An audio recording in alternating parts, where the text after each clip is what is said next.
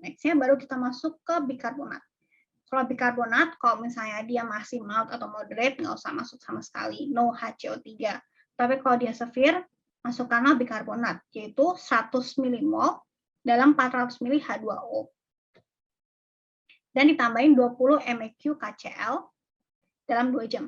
Jadi kalau pasiennya ini, berarti dia dapat kalium yang kamu masukin di 1 liter fluid, dia juga dapat kalium waktu masuk bikarbonat. Kalau udah diulangi setiap 2 jam, jangan lupa sampai pH-nya targetnya cuma sama, yaitu di atas 7. Oke. Terapinya sejauh ini. Apakah mengerti atau ada yang mau kita ulangi terlebih dahulu? Atau kalian mulai bingung dan sangat panjang, ini terapinya kenapa panjang banget, kenapa masukin ini, masukin itu? Aku anggap kalian mengerti, nanti kalau misalnya nggak ngerti, bilang aja di akhir, kita ulang lagi. Next-nya adalah komplikasi. Sebenarnya komplikasi adalah komplikasi dari terapinya ya, bukan komplikasi dari DKA-nya ya. Jadi kalau kamu terapinya berlebihan, otomatis kalau kamu masukin insulin, dia bisa terjadi namanya hipoglikemia. Oke, Ferdi nanya nentuin anion gap-nya gimana ya? Oke, nanti aku bahas, aku sign ini, nanggung bentar, hipoglikemia. Terus bisa juga hipokalemia. Karena ada yang namanya NAK-PAM yang teraktivasi karena insulin. Jadi hati-hati hipokalemia. Terus bisa juga yang namanya hyperchloremic non-anion gap acidosis atau hyperchloremic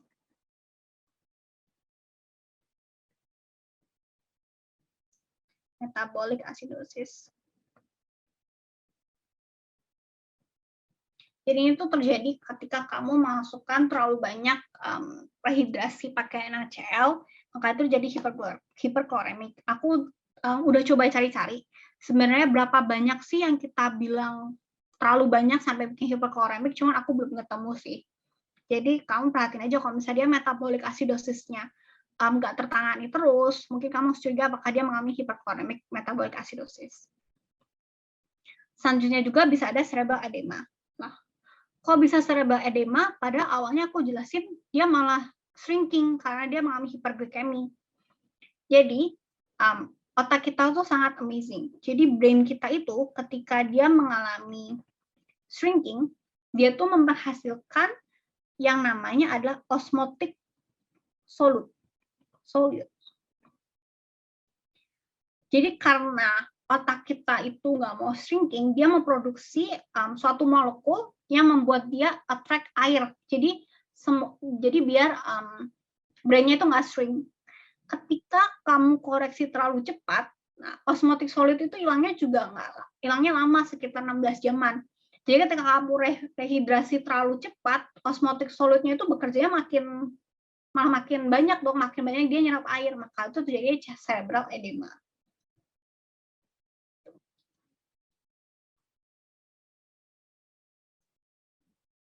Oke, aku sudah selesai. Aku ada pertanyaan dari Ferdi ya. Tadi gimana nentuin anion gap-nya? Anion gap, oke. Jadi anion gap itu adalah anion dikurangin kation. Anionnya itu adalah Na positif dikurangin dalam kurung Cl plus HCO3 min. Jadi ini ya Ferdi cara ngitungnya. Na positif dikurangin Cl plus HCO3 min. Aku mau promosi juga. Aku ada bikin cara baca ABG di Study Sito di Instagramnya. Boleh kamu save Ferdi kalau misalnya kamu lupa. Jadi Na dikurangin Cl plus HCO3 min. Na-nya sama Cl-nya kamu dapat dari elektrolit, HCO3 min-nya kamu dapat dari waktu kamu minta AGD. Biasanya nanti ada kuat bacaannya pasti ada HCO3 min-nya. Oke, next-nya Ferdi ada nanya lagi itu terapinya kan tadi bilang sebelum masukin insulin mesti cek kaliumnya dulu. Nah, itu kita cek kalium setelah rehidrasi awal apa gimana Kakak? Jadi ketika kamu dapat pasien gitu, biasanya pasti kan kamu masukin IV akses. Nah, IV akses otomatis kamu ambil darah dulu, baru kamu masukin cairan. Jadi otomatis itu adalah kondisi kalium sebelum dia rehidrasi, gitu ya. Jadi pasti pasien datang, pasti dia ambil darah dulu, baru dia dapat IV akses, baru bisa masuk cairan. Jadi otomatis tuh cek kaliumnya itu sebelum dia rehidrasi awal. Karena kan kamu nggak bisa rehidrasi dari orang-orang pasien yang nggak sadar, jadi otomatis semuanya jadi IV akses. Gitu. Oke, sejauh ini sih ini aja yang bisa aku jelasin dari DKA dan HS. Aku kembalikan waktunya ke Caca.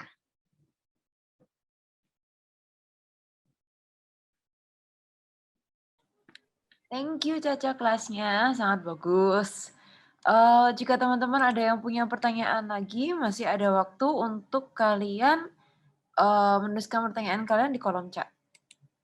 Kalau sambil ada pertanyaan dari Francisca Ferdinanda. Ci mau tanya kenapa glukosa pada HS lebih tinggi daripada DKA? Kan DKA terjadi lipolisis, sedangkan HS tidak. Terima kasih.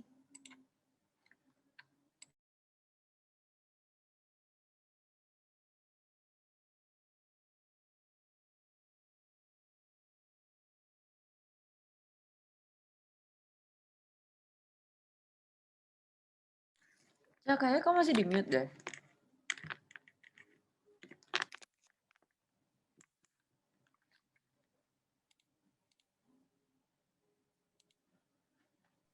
Oke. Udah ya, udah kedengeran ya. Oke. Terima kasih Francisca, pertanyaannya kamu cukup kritis dan cukup membuat berpikir ya. Kenapa glukosa pada HS lebih tinggi daripada DKA? Kan DKA terjadi lipolisis, sedangkan HS tidak. Terima kasih. Jadi konsepnya adalah lipolisis itu bukan menyebab lipolisis itu lama-kelamaan. Oh ya, benar juga. Lipolisis kan nanti end produknya menjadi gluconeogenesis. Aku masuk lagi ke patofisiologinya ya. Sebentar.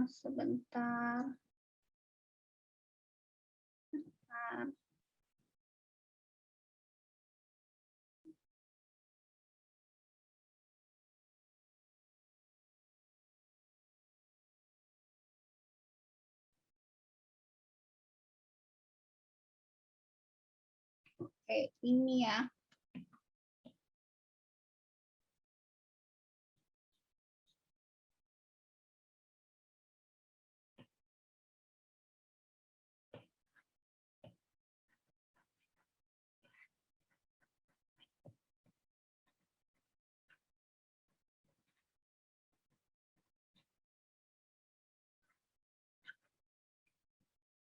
Oke.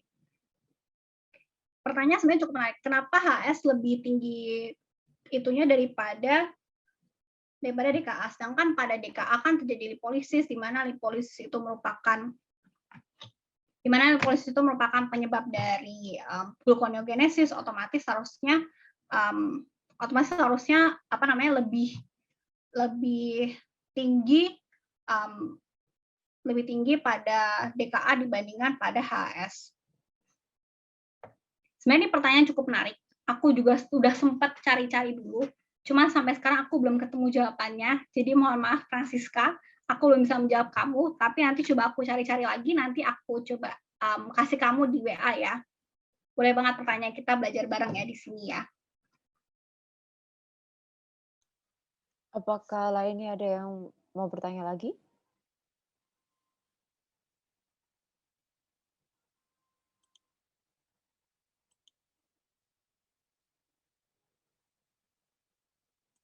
Ada pertanyaan lagi, Ca, dari Regina Natania. Malam, Ci, mau tanya, tadi sempat jelasin pembagian setengah insulin basal dan setengah insulin postprandial. Itu biasanya dipakai insulin rapid acting kah atau yang mana? Oke. Jadi kalau misalnya kita masuk ke terapi regimen insulin itu dibagi jadi berbagai macam.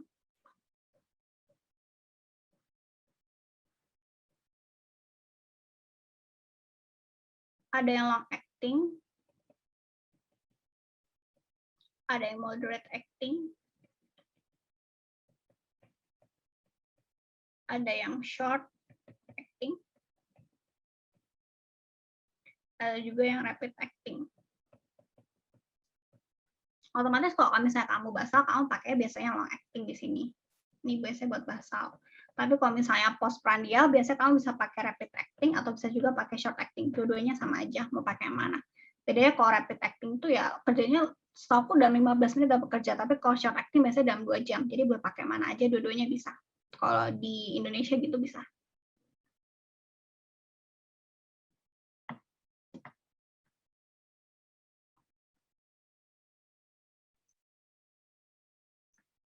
Makasih juga Regina. Apakah ada lagi yang masih mau bertanya? Atau sambil tunggu pertanyaan, kita lanjut ke sesi foto dulu kali ya, Ca? Boleh. Aku matiin dulu ya share screen-nya.